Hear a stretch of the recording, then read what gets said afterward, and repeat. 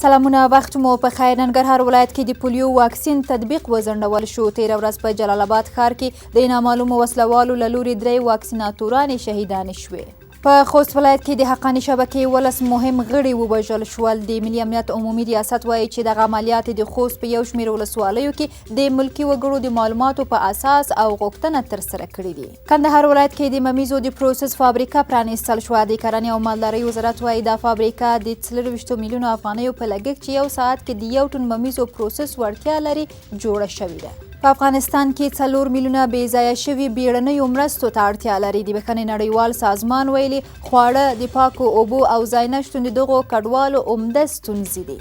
د تخار د علماو د شورا رئیس مولوي عبدالصمد محمدي د مقناطیسي ماین په چاودنه کې شهید شو.